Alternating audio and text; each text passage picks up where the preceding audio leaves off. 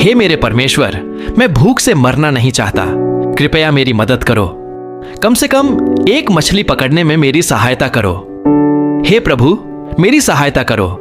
मैं कुछ भी नहीं पकड़ पा रहा हूं। मैं बार बार जाल फेंकता हूं और हर बार वह खाली ही लौट आता है। अगर आज कोई चमत्कार नहीं हुआ तो मुझे नहीं पता मैं कैसे जीवित रहूंगा। वह मछुआरा कई दिनों से खाली हाथ घर लौट रहा था। जो नदी कभी उसका सहारा थी, अब मृत सी लगने लगी थी।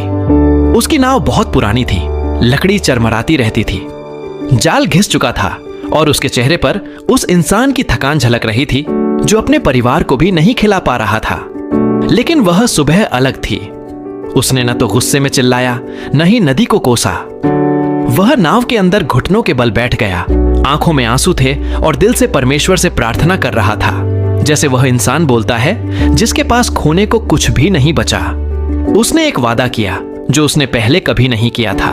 कहा, यदि मुझे सहायता मिली, यदि यह नदी फिर से जीवित हुई, तो मैं अपनी कमाई का हिस्सा शहर की उस छोटी टूटी फूटी चर्च को दूंगा। फिर उसने एक बार और जाल फेंका। इस बार भी उसे मछलियों का वजन महसूस नहीं हुआ, लेकिन जब उसने जाल खींचा तो कुछ अलग महसूस हुआ। उसे कीचड़ और पानी से ढकी एक संत की मूर्ति मिली, पूरी तरह सुरक्षित, शांत निगाहों से उसे देखती हुई। जैसे ही उसने उसे हाथों में लिया, मूर्ति हल्की सी चमकने लगी, मानो भीतर से प्रकाश जन्म ले रहा हो। मछुआरा कांप उठा, डर से नहीं बल्कि विश्वास से।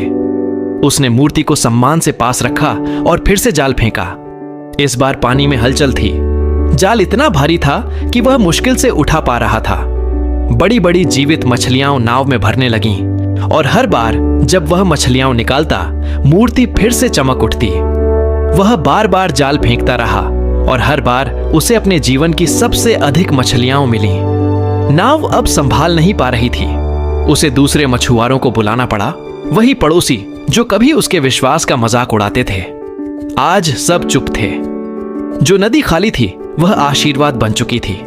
दिन के अंत में मछुआरे ने अपनी दौलत का जश्न नहीं मनाया। उसने अपना वादा निभाया।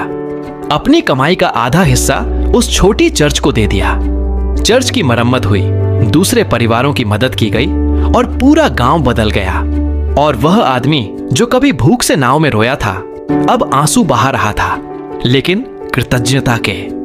क्योंकि जब विश्वास सच्चा होता है तो आशीर्वाद सिर्फ एक के लिए नहीं आता, वह सब तक पहुंचता है। अगर इस कहानी ने आपको सोचने पर मजबूर किया हो तो इसे अपने तक मत रखिए। इसे साझा करें, कमेंट करें और याद रखें, जब सब कुछ खोया हुआ लगे तब भी